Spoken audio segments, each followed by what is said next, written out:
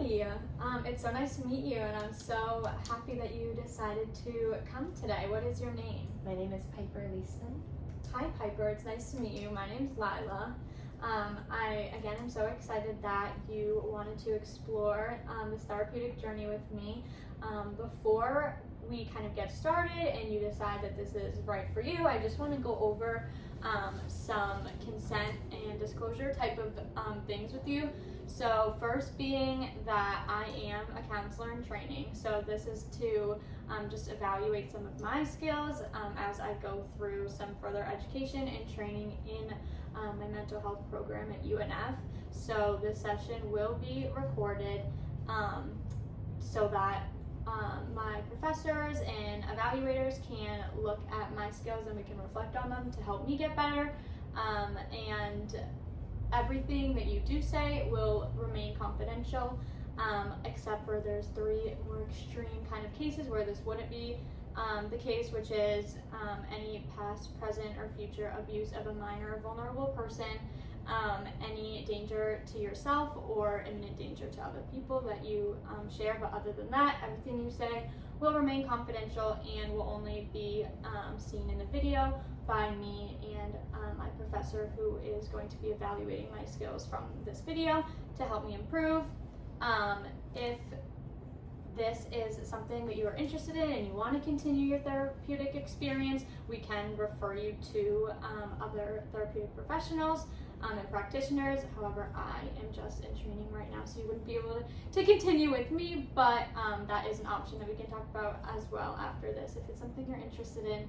But I just need you to sign super quick, and then if you have any questions, that would be this would be the time to ask that.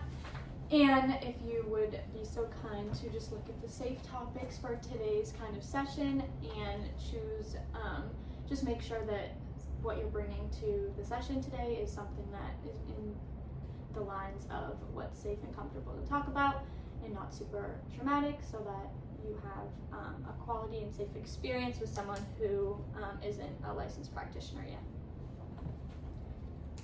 I know that was a lot of information, so do you have any questions quickly before we begin? Everything was lined out so well. Oh, thank you so much. I'm excited to start working with you. And then again, if you want to go back to any of these things throughout this session today or need anything repeated, we can totally do that at any time.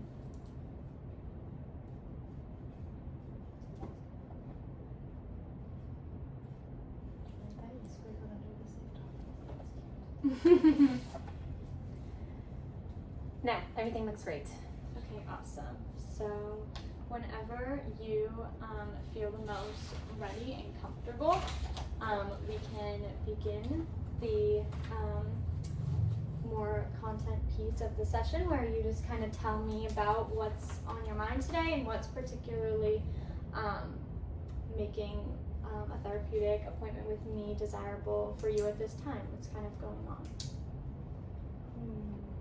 I'm stuck between roommate issues and high school experiences, because both of those I could write books on.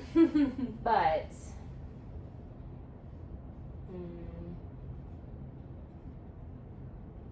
no, let's do the roommate one, because that one I have enough Awesome. to do lore on, I think. Perfect. Thank you so much. I appreciate you selecting one of the safe topics.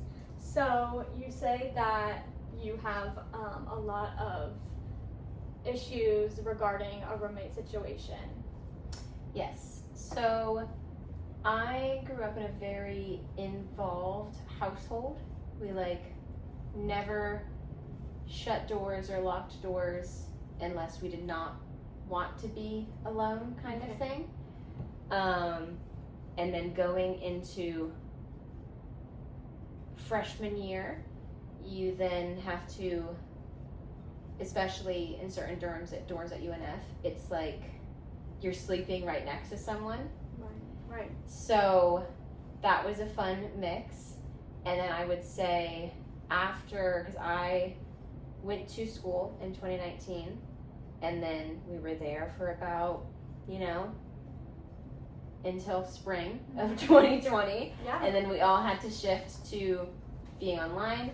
But before that, me and 3 other girls had planned, hey, let's find a place off campus to live in this next year.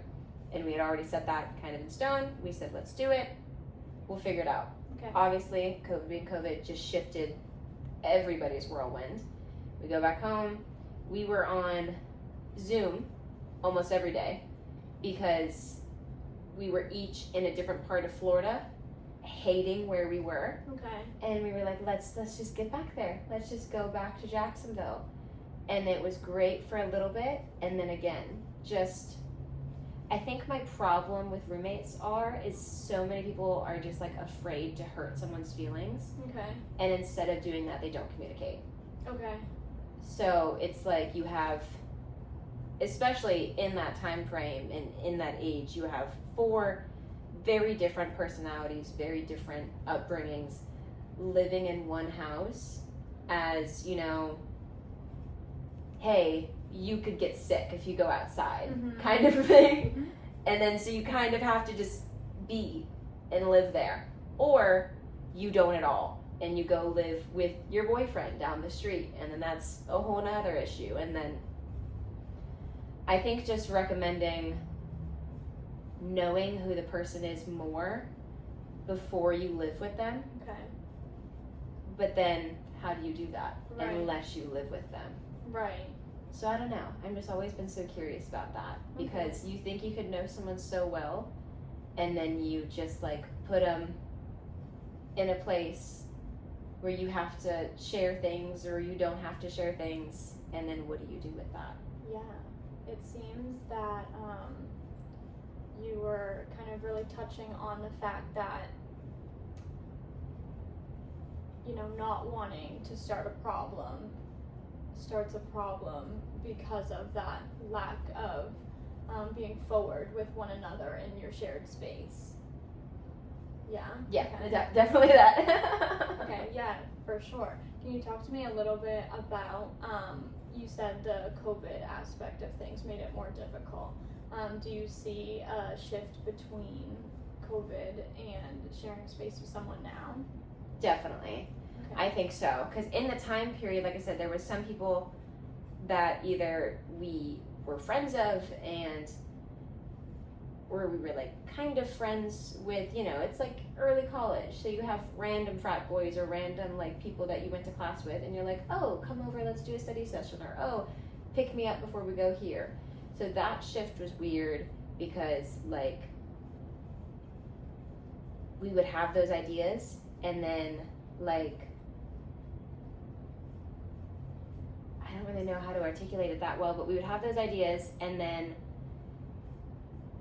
either one person would get frustrated of just like, well, you guys are always having people over. What if one of us gets sick? And then the other person was like, oh, well, I know them. They wouldn't have COVID and then not tell me. And then someone gets COVID. And then everyone gets COVID because you're living together and you are touching the same things. Right, right. But I think just because it was so new still, like we moved back up here in like March or May, no, it was May of 2020.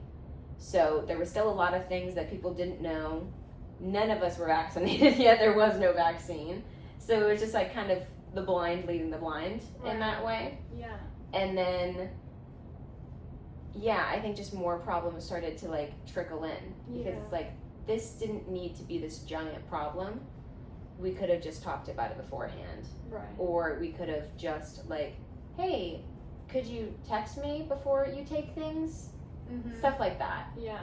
Even when you're retelling the story, I feel like, you know, I can hear in your voice the just sound of kind of chaos that you were feeling in that time, and, you know, the overwhelmed sensation of figuring out all of these factors, especially when COVID was so new. Yeah.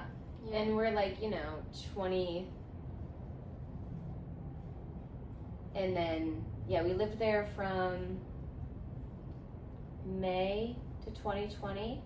And then I got out about February 22, I think. So we were there for a bit. Mm-hmm. And it was just, that was the breaking point for me too, because it just kept being like one of the girls who I thought was like my closest friend that I had made in college was just nonstop, just like picking on me for no reason. And then would like pull one of my other really close friends and stuff like that, or like talk to people about me. And then I'm like, well, I didn't do any of that.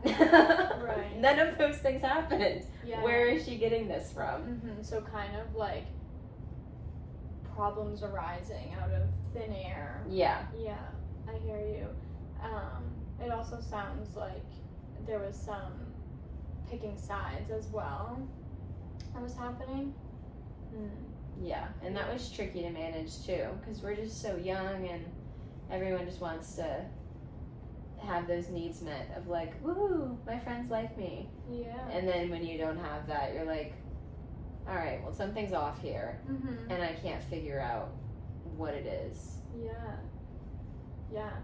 And, you know, I'm thinking about when you said that picking roommates is really complicated and it's kind of impossible to know if it's going to work out or not, even if they're really close to you, right? You know, I'm wondering if there's some sort of internal feelings about you regretting the choice of rooming with these specific people because they turned out to be people who you didn't recognize before. Yeah, either people you didn't recognize, or you think, oh, we go to parties together, or oh, we eat food together sometimes. We've never had a, you know, super in-depth conversation. Why not live together? It's just that kind of like college mindset of just like, well, we get along in these aspects. Let's try to, you know, This will be fun. it'll be fun. Let's, you know, room together. And then the girl that I had the most problems with, just like, she was the youngest of 5 sisters, very, very like tumultuous upbringing. So it was like she never wanted to cause any problems, but then because of that, it was just like blow ups all of the time over the smallest thing. Okay. Because I'll admit it, I got a big ass ego and like super petty sometimes. So it's like if she's trying to be shady and trying to like keep being mean to me for no reason, I'll just keep being petty. Like, especially if you're not gonna talk to me. Right. Sorry. Like, I'm gonna just keep doing what I'm doing until you figure out, hey, say it to me kind of thing. Yes. And I don't know where that comes from. Right. Because I never, like, wanted to start fights, or I never wanted to, like, be in any drama, like, growing up. But, like, something kind of just, like, triggered me on the fact of, like, she would have so much to say when I wasn't around. And then as soon as, like, I'd go talk to her, she would just, like, throw her hands up and be like, well, I can't talk to you about this right now. And I'm like, all right. And then I'd go into my room, which was about this far of a distance away from her room, because our bedrooms were right next to each other. And she would just send me paragraph after paragraph after paragraph through my phone, as I was, like, getting ready to, like, go do something else. Because I'm like, all right, well, if she's not going to talk to me, gonna keep going. I'm not going to sit here and fester over why someone's mad at me if they're not going to tell me, kind of thing. Right. So, yeah. And then I just dipped because I got to be too much. Yeah. Yeah. I hear you saying that you value that face-to-face, open, honest communication so much that the thought of her not being able to say it to your face but talk about it through the phone wasn't something ideal to you. That was not something you were able to engage with, particularly with her. No, especially because we were such close friends in, like, other aspects. Like, I knew what triggered her. I knew, like, how to make her happy when she was, like, having a bad day, kind of stuff like that, where I was just like, well, just have the conversation with me. Right. It's not a fight. It doesn't have to be a fight. Tell me what I did wrong and I'll try to fix it, kind of thing. But that just wasn't happening.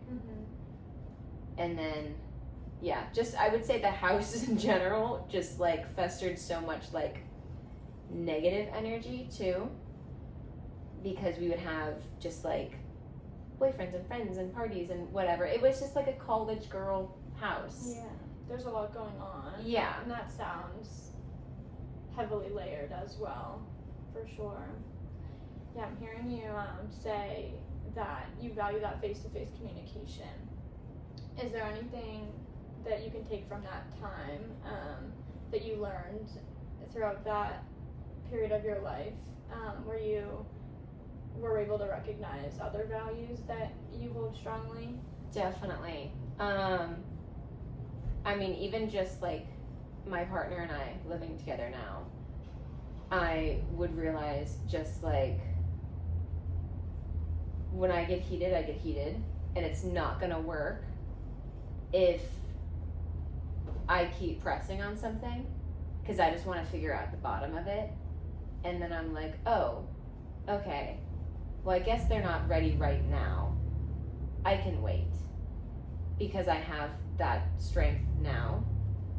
But yeah, it's still just so tricky because, I mean, anyone living together is just like, is that how we're supposed to live? Are we supposed to live separate? It's just that constant of like overthinking and overanalyzing of what is too much space, what is privacy time. So I don't know. It's fun to think about, but recommending wise, don't live with someone unless you know how they were raised, I guess. I don't know. Yeah, what does your private time, look like in your life right now? Watching either really bad reality TV and just like in that and being like, wow, these women are so dumb and they're screaming at each other and there's people that are dying. That's fun for me. Anything like a good book, especially like a good like thriller kind of thing for me. Thriller or romance, it's where my heart is for sure, which is so strange because they're so different, but fun. Yeah, it sounds like you really enjoy those types of things when you're alone. Are there any other aspects of that experience, reflecting on that experience, that you can tell have really shaped how you live with a partner in this period of time? Outline your needs and ask them what their needs are, I think. I mean, that's the only way that I think, even if it's not an outline, even if it's kind of just like a check-in, something that's so stupid that my partner and I do all the time, that we're just like, if something's bothering us, but we know the other person's doing something, but it comes to our mind, we'll just be like, hey, I'm having little girl feelings, or hey, I'm having little boy feelings. Like, are you ready to talk about that? Or should I just, distract myself enough until you're ready to talk about it, I guess? But, yeah, I think that works. And also just like making lists of like, hey, this day we want to do this, or not even day, more kind of just like draw it out to a week, because I'm also the kind of person of like, I don't want to set something in stone and then it not go through. I'd rather just set the expectations rather than set something down, if that makes sense. So yeah, that works. Knowing you don't need to slam doors when you're angry is great. And just kind of sitting with that peace. Because I don't really know what my peace is just yet, but I know I'm very good at like compartmentalizing and being like, okay, I'm gonna just take these next 5 minutes for myself and reset. but not everyone else is like that, and that's okay, kind of thing. Mm-hmm. Yeah. I think that is interesting. But I think you bring up a good point in the fact that, you know, when you live with other people, you really do learn a lot about yourself, and how you deal with situations. And you know, you said that you really value that open and honest, and even you had said that you really value that upfront communication. But even as you were just talking right now, I can see that even though you value, you know, that quick and upfront communication, you are also able to see that processing, waiting a couple minutes, and understanding that the other person might not be able to talk about things or get to the root of things right away or right when it's happening, is also a factor that you recognize and are able to kind of act better upon now. Yeah, especially because I'm the youngest of 3. My parents worked different jobs. My grandma raised me a lot of the time, but like, she's a grandma, so I did like a lot of the raising almost. So I feel most comfortable when I can just like be a pack rat or be like really busy for someone else, and then I'm just like, look what I did, and like that's like my fun like hangout time of just like, oh, and then what did you do today? Of just like I still want to like talk about it and share it, and then it's like, I think anytime feelings are involved, which is always, there's going to be any kind of conflict. So as long as you just have that communication, even if it's not upfront right away, it's still communication, which is fun. But also, managing emotions is hard. And I don't like to be a mind reader, but I'm really good at it. Okay, so balancing that processing time with the emotions being felt are really important. Felt and perceived, right? I hear that for sure.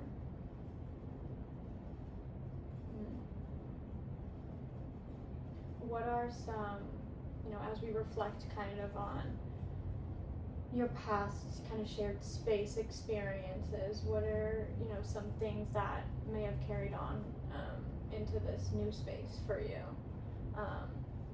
that you still have the ability to grow into and kind of manipulate a little bit?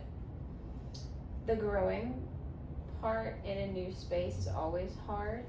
I didn't move much as a kid, but then once I got to college, I feel like I've moved like at least once every 2 to 3 years, which is strange, because then it's like you put all of your things in boxes, and then the boxes look at you and you're like, I need to unpack you right away. And then it's like, no, I don't. But I'm such a procrastinator in the sense of like, if something is dire and like I need to lock in on something, I can do it, no problem. But then when it's, I know things will be okay, I'm not gonna touch it. So definitely just trying to focus on that balance of like, I shouldn't let things pile up and try to do it all at one time, because that's stressful in itself, and just because I'm good at it doesn't mean I should do it. And I think saying no is really liberating, and I never do it, but when I do, it's nice. Yeah. What do you mean when you say saying no is liberating? Just like knowing what you want to do in that moment. even though I'm such a people pleaser and such like a natural host when it comes to certain things. So like even if I'm like in my most deep state of chill and someone's just like, oh, could I get a glass of water? Instead of being like, oh yeah, no, they're in the cup, you know, like I don't know how to communicate certain things words wise. I would so much rather just be like, let me get up and let me go do it. So it's more like saying no to myself rather than saying no to other people. It's just like, no, go find the cup of water and the bread is on the fridge, you know what I mean? Like, you can see it. I don't gotta help you. That's the liberating feeling of just like, I don't have to manage it all the time. Especially if someone's new or especially if someone doesn't know who I am. Like, they don't even know I'm a host like that. They can find their own water kind of thing. Okay. Yeah. So, you know, Really thirsty. yeah, of course. Do whatever you need to do. So, not forcing yourself to sort of demonstrate to, you know, everyone all of these high standards you hold yourself to. Yeah. Okay. Sort of letting that, allowing yourself to turn that off sometimes. Okay. Yeah, that's interesting. You know, if I'm kind of taking what you're saying and I'm sensing that you almost feel like in your head, you know, all of, you know, these things that you can do and you always want to do for other people and do your best and be on all the time, but allowing yourself to understand that, especially people who don't know you, have no idea what those expectations are. That's what you're saying is the freeing part. Yeah. That and just like not feeling bad that I can't be somewhere. Even though someone's like, oh, do you want to come to this or stuff like that. It, like, obviously if it's like a birthday dinner or things that like someone that I really care about, but like I don't need to go to a random potluck of somebody I don't know. It's that kind of stuff. Yeah. So it's that feeling of like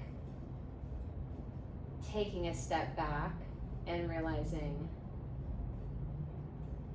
I don't need to be there all of the time. I don't need to stretch myself so thin that like I'm saying yes to everything all of the time. Yeah, kind of feeding into your humanness. Yeah. Yeah. You know, I'm wondering and thinking about what it might look like if, you know, you told your past undergrad self that living with all of these girls, what that might have looked like. Like if I saw my old self and was like, hey, you don't need to do it all, what she would say? She would throw up. Probably. Or just like freak out. So I'm like, what do you mean? I have all these tools, let me share them, kind of thing. But yeah, I think about that a lot, of just like how far I've come in certain aspects, but also how much I'm still just the same in other aspects. So that's fun. I like that question. Yeah. Because I think about that constantly. I'm just like, well, I got to this place. Maybe if I can just talk to the old me, I wouldn't have got here. But that's the universe anyways. Yeah. And I wouldn't have changed any of it. I think like I said, I'll recommend certain things, but anytime someone's like, oh, well, why did you endure that? Like, why didn't you leave earlier? It didn't get that bad, and then once it did, I left, kind of thing. But also just like, I don't know, I kind of take most things as like a learning experience of just like, well, I'm young enough, this is the norm, everyone goes through this, might as well just kind of jump into it, and I know when my enough is enough, and then I'll dip. Yeah. How do you think things would have looked different if, you knew what you knew now? Probably would not have been as petty.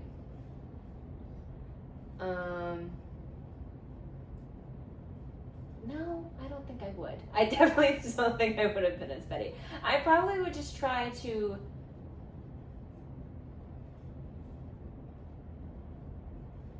I don't know.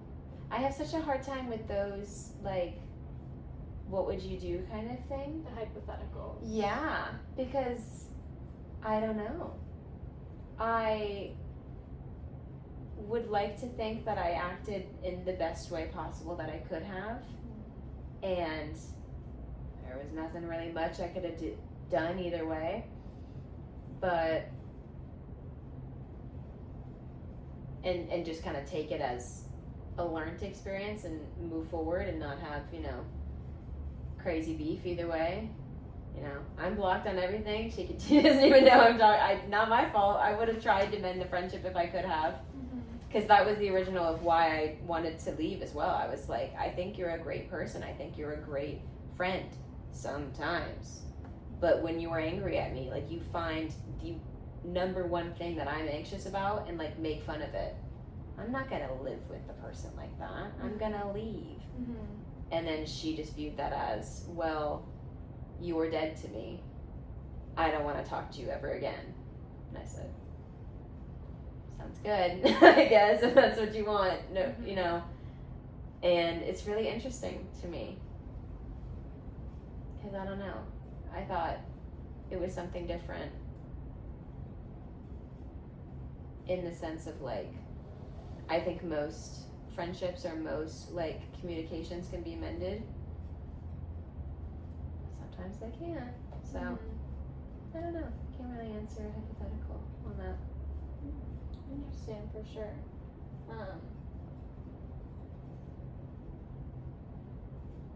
You said that you aren't sure that you would have acted that much differently in that situation. I'm kind of thinking and wondering about how what you learned from that sort of friendship situation, what positives have come from that, rather than the negatives of, losing that friendship or being blocked. The positives were definitely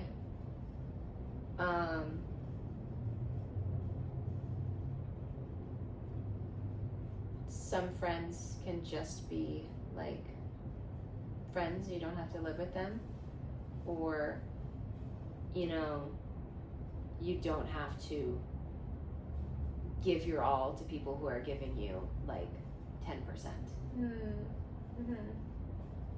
Yeah, maybe that was, you use the word pettiness a lot, so I'm just, using that word. Maybe that, I'm thinking about how maybe that could be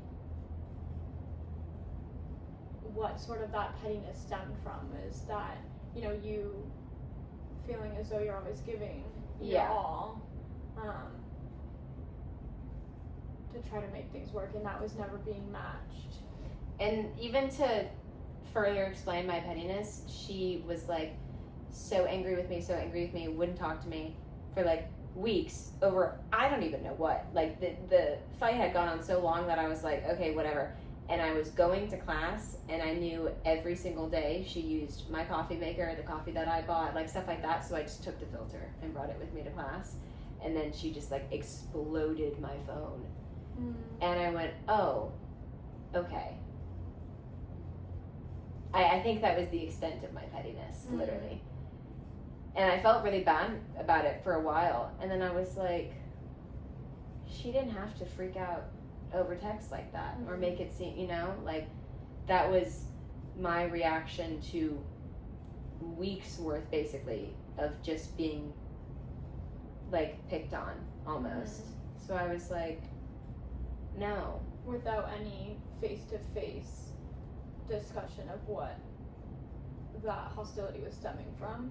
Yeah, face to face, or like I said too, even like the stuff that she was like sending me paragraphs or like texting me things that I just did not do, and I knew that.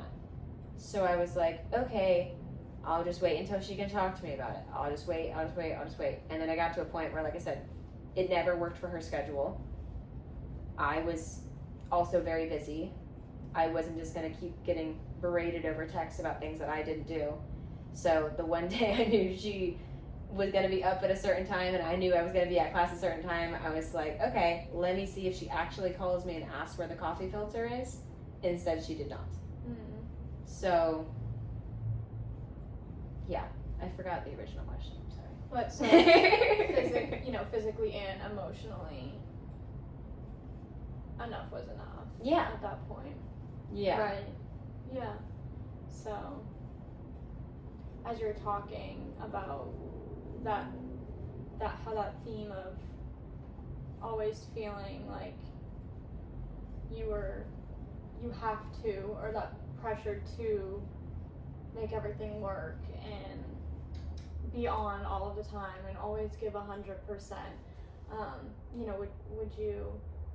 How would you describe that tendency in this current point in your life? Exhausting.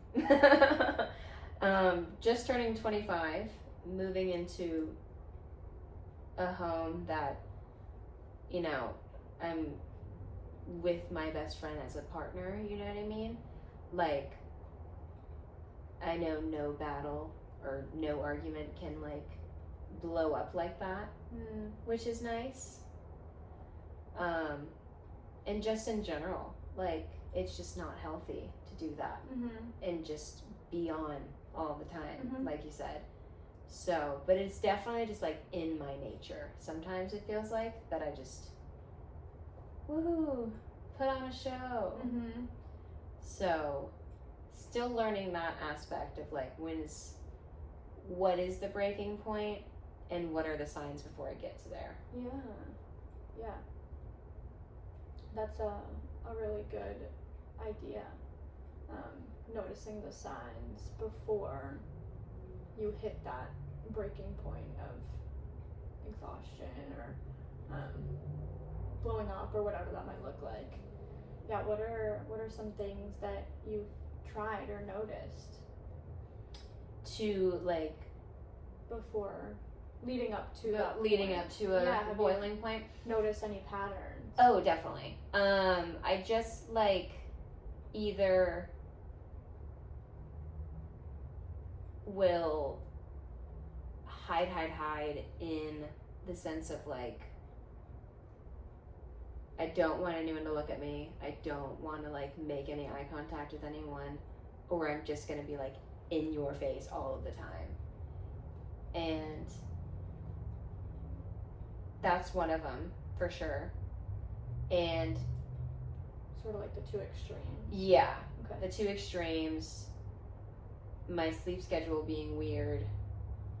Because I'm a schedule girl through and through. So I know if anything's like out of whack, there's something else going on that I haven't thought of yet. And then once I get there, I'm like, oh, now we're here. What do we do? Right. Okay. So building up that self-awareness. Yeah. Okay. That and just trying to be more mindful in the moment, I would say is a good step in the right direction. But the people pleasing and just like trying to not make a stir is a hard mix for sure. Yeah.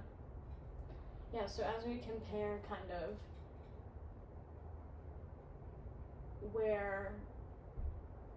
how we've positively, developed from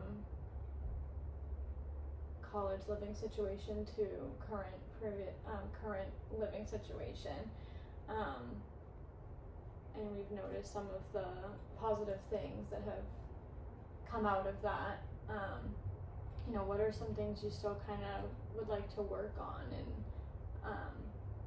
this current living situation you're in, even though it is improved from your last, or there's still, would you say you can identify areas you'd still like to grow in? Yeah, being decent at a hobby. Not like being bad at a hobby or being like excellent at a hobby, but just like letting a hobby be a hobby and not feeling like, oh, well, if I'm gonna sit down and color with my fun markers and stuff like that, that like they have to be in a line. Do you know what I mean? Like I should be allowed to just color. Like stuff like that, or just being able to chill in a sense is I think what I'm most focused on in this next period of my life. But I think I'm just such a deeply nonchalant, or the opposite, chalant, I guess, person that like, I don't know. I'm interested to find out though. Because I know when I'm cooped up and when I'm trying to like make everything a certain kind of way is when conflict happens, or when I get like frustrated either at myself for being like, oh, why didn't I tell him to do this, when it's like I can't be mad at myself for doing that kind of thing. Would you say that you would consider it a lack of open-mindedness in some aspects when you structure and schedule and picture everything a certain way? Either, no, I think it's just I don't like change. Okay. So when I'm like pushed into change, I try to fix all the other stuff, and then I'm like, okay, well, this isn't even working anyways, it must be my fault. Instead of thinking, oh, no, maybe that person was just tired and didn't see what you did. So that's, I think, like the main focus of just, instead of outwardly putting my own problems onto other people, just like focus on my own problems almost. On you. Yeah. It's hard, I think. You know, a lot of times I hear people saying that it's hard when the spotlight's on you and you have to figure out what's going on in here and not look externally. Yeah. Because it's like I tell any of my problems to anyone, they're like, well, what do you mean? You're so happy all the time. You're so fun all the time. And it's like, well, that wasn't that didn't solve my problem at all. Of course I'm happy and I'm having a good time all the time. That's my disposition, you know? So it's like going to therapy or going to things like that, exactly that. Like once like a spotlight is shifted on the sense of like, oh, now tell us your problems. It's like, go away. You don't need to know all that almost. It's uncomfortable. Yeah. Yeah, so this theme of it's on me, it's my fault, it's my responsibility, I have to fix it, I'm the doer, has been a theme throughout your, from childhood to college to now. For sure. Okay. Yeah. Do you think that, or would it, sorry, I'm trying to figure out how to phrase this in a way that is productive for this session. I guess what I'm trying to ask is, you know, in what ways would kind of leaning a little bit into focusing a spotlight on that heightened pressure on yourself improve not just your overall well-being, of course, but your existence in this shared space as well? You know, you worded that very well. Thank you. Yeah, no, I think it just looks like communicating more and being okay with like taking breaks away or facing problems together. Or like I said, a mix of both. because it's like you could do as much work as you want on yourself, and then as soon as you're thrown into any kind of conflict, it's like back to square one. So it's like you have to know what the other person's triggers are, or you have to know, like, hey, if we're both here kind of thing, what's a sign for us to stop? Or like, what's too much in a healthy conversation? Okay. Yeah, so embracing and even acknowledging that shared responsibility. Yeah. And that mutual sort of place in each situation, and not the 0% in versus 100%. Yeah. Or in your case, 100%. 0% sort of shared responsibility. It's mutual. Yeah. Okay. Yeah. Do you know, how are you able to think of ways to strengthen, I guess, that ability to embrace shared responsibility in your current living situation? Whiteboards are nice, Okay. because then you can just write with an expo, and then when someone gets it done, you either check. I love a color-coded, like, fun little thing. And I think if it's written down and you're like, hey, we're writing this down together, woohoo, Yeah. either I can scratch it off or you can scratch it off. Either way, it's gonna get scratched off, Right. kind of We're thing. checking boxes. Yeah. No matter where the progress is, it's still progress. It's still progress, yeah. And it's not linear, and it's like, yeah. That's important for sure. Yeah. If you were to brainstorm, you know, some things that could have helped you in the past and present, you know, what are some ideas that you can come up with that, in addition to the whiteboard, that kind of help you lean into more of this shared effort, shared doing of a communal space? I think just having, like I said, especially where I'm at now, of just like, make it fun. Do like a little date night thing where we talk about, hey, this week I'm doing this, so can you do XYZ? Or Okay. then it's like, oh, you're doing this, okay, I can get the groceries this week. Or just kind of, like you said, mutual understanding on, like, if something's written down or something's talked about, even if it's over like a video game or over like dinner, it's easier. That proactive piece of it, Yeah. too, that I think you're kind of talking about before things get to that point. Yeah. Okay. So I'm hearing you say, you know, writing it out, a whiteboard, checking things off a list, finding time to talk about events ahead before they kind of, where you're deep in it, you know, before tensions are high. Talking about things in a comfortable space with other people, whether it's like over a game or over food, or, you know, so not making it so intense. Yeah. Is what you're saying? Okay. Yeah.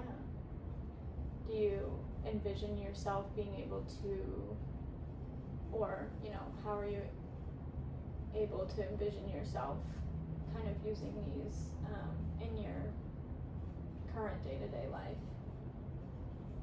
Taking it day by day. Okay.